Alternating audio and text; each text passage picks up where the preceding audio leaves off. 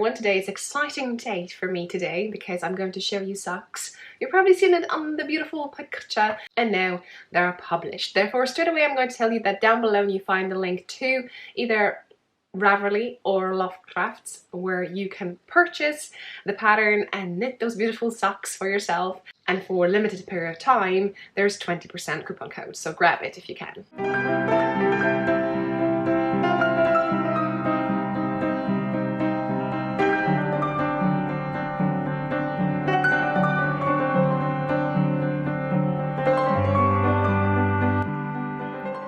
So these are my first time ever pattern that I've designed socks using a lace, and I'm so thrilled with it.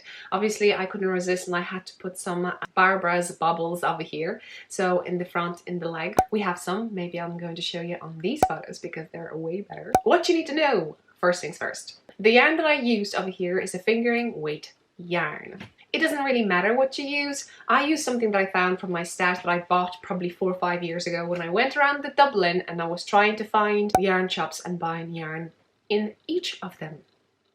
I found Wendy Rome, I think Rome, something like this, and this beautiful grey yarn. It's Riddle, I think. You can see still a price on it. And it's 75% 25, so super wash wool nylon. We have 370 meters, which is 404 yards. Interesting thickness, isn't it? And these I classify as a fingering weights. My classification. So I would recommend you to get something tunnel, something unicolor, something that your hard work will be visible. So you can see it, and we have bubbles on the leg section, but not in the back. Sizes. We have 4 sizes over here on the screen. You can see in regards to inches and measurements of your foot or the sock. But me, first thing that I'm looking at in regards to patterns is how many sizes we have and how many stitches each size has. For these, I cast on 64 stitches, so I went with a size 3. And normally I would cast on 56 stitches when I'm knitting plain vanilla socks. 56 stitches I would use for a sport weight yarn, and for a DK or when I'm holding fingering double, I would go with 48 stitches. As you can see with this pattern, I could use for my size at least 3 thickness, even though pattern just recommends fingering weight. I hope that helps. So obviously here I have to mention the gauge. So over here it's the gauge that I got on the size of needles. I got 32 stitches by 40 rounds, or US size 1 2.25 millimeter needles. And the way I knitted them, the construction is toe up. So I used magic loop method. So I used circular needles. Either you can use 32 inch or 40 inch, so we're talking 80 centimeters or 100 centimeters cord. So you can do magic loop method. Well, when you finish the toe, you can continue at the pattern using those needles, or if you have a 23 centimeters, so 9 inch circular needles, you can switch to those. However, just pay attention to use the markers to mark where is the front, where is the back, just to be sure. And then you continue either with the chart or written instructions. And repeats on the charts is a total number of repeats. With the written pattern, repeat in stars counts less 1, and then you repeat more times. So that's the format I choose for the patterns. You may notice, and if you're a beginner, that sometimes you can also have patterns, then you have a total number of repeats. So you know, I remember when I started, I got very confused about that. So I have a note in the pattern on the page 2 down below. Read that. And then we mark for the heel, and in the pattern you have afterthought heel, you have written instructions, but also you have a link to a tutorial how to do it. Maybe I even put it over here, so if you've never done it before, you can have a glimpse, and you may like to use it. Wear it, see if you like that, and then you'll know do you want to knit it or not. However, my amazing test knitters, so thank you so much for those who are helping me to have this pattern written, that I can say there is a cherry on the top of the cake. Knitted the pattern with different heels too.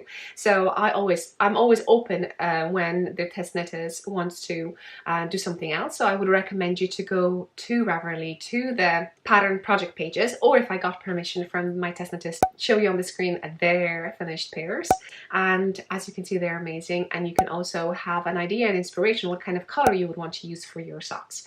But I asked them then, when they made a modification, or they switched the heel, or they switched the bind off, to write down in their description, so the look that you would want to maybe copy what they got, you can definitely do that. So I was so happy to see those in a kind of different vibe, different styles, I would say.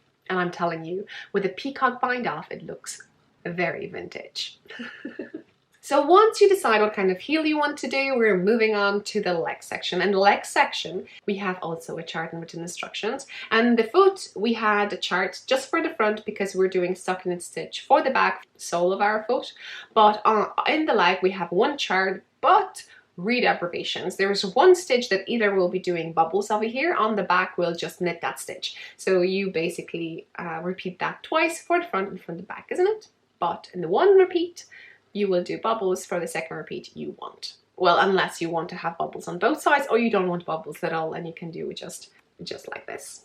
And you knit it as long as you want, taking for consideration how much yarn do you have left. Well, I could definitely go longer if I wanted to. And then we're going to the ribbing section. The ribbing is following and going with the flow with the pattern. So it's not a standard 1x1 or 2x2 rib. And you finish with a bind off. I did standard bind off, but you can go with a different one. And that's that in regards to the socks. I hope you're going to enjoy them. As I mentioned, there are links to the few video tutorials just in case you would struggle with something. And yes, I really want to cast them on again. And I got these two skeins from Knit Crate boxes. I'm opening them on this channel, and check it out. Separate subscriptions, July and then August, I think. And I think they both will go really well with this pattern. They give really vibe of a vintage clothes, you know, that pale thing, and over here a little bit of rusty thing. It kind of reminds me of, I want to say Downton Abbey, but I don't know why it's kind of gives me this vibe. Let me know maybe down below which one would you pick to cast on these. And just to let you know, this design started because I did these little bits on the screen now, because I did record a video, and you can check down below what date was it when I did that. And I just loved it so much, and you loved it so much, and you said that I could definitely design an adult pair. So I did. So thank you so much for the support and comments down below. I really appreciate them, and I hope you're going to subscribe, like if you haven't done it yet, to continue watching my knitting inspirations. Till the next one, bye.